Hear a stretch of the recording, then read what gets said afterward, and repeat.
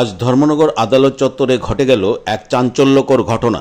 কুখ্যাত ডাকাত রাজিবুল আলম পালিয়ে যায় পুলিশের সামনে থেকে। ঘটনা ধর্মনগর আদালত চত্বরে। কুখ্যাত ডাকাত রাজিবুল আলম পালানোর খবর ছড়িয়ে পড়তেই নড়েচড়ে বসে ধর্মনগর থানার পুলিশ, কোর্ট পুলিশের দল। উত্তর জেলার পুলিশ সুপার দ্রুত গঠন করেন চিরুনি তল্লাশির বিশেষ টিম। ধর্মনগর জেল রোড এলাকায় ৩ ঘণ্টা যাবৎ চলে চিরুনি তল্লাশি। অবশেষে ধর্মনগর জেল রোড এলাকায় এক জলাশয়ে লুকিয়ে থাকা অবস্থায় আটক করে পুলিশ কুখ্যাত ডাকাত রাজিবুলকে।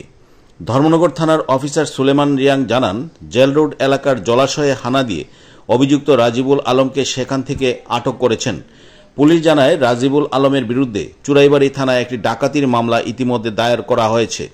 পাশাপাশি এও জানা যায় যে একবার নয় বহুবার অপরাধমূলক কর্মকাণ্ডে যুক্ত ছিল রাজিবুল আলম। এবার দেখা যাক আইন কতটা কঠোর হয় এই কুখ্যাত ডাকাতের বিরুদ্ধে। কদমতলা থেকে ভানুচন্দ্রের রিপোর্ট, নিউজ ডিটিভি বাংলা।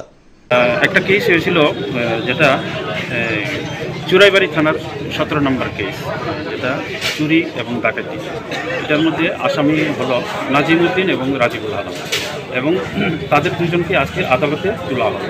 আদালতে তোলার পর যখন আদালত থেকে বেরিয়ে আনা হয় লকআপের উদ্দেশ্যে, তখন রাজিবুল আলম আমাদের একজন পুলিশ কর্মীকে ধাক্কা দিয়ে পালিয়ে যায়, এবং দীর্ঘক্ষণ 3 ঘণ্টা তাকে অনুসন্ধান করার পর, অনুসন্ধানে ছিল আমাদের এসপি স্যার, এসডিপি স্যার, আমরা সবাই পুলিশ কোর্টের টিম এবং ধর্মনগর থানা, আমরা রাজিবুল আলমকে 3 ঘণ্টা অপারেশনের পর তাকে আবার উদ্ধার করতে সক্ষম হয়েছে।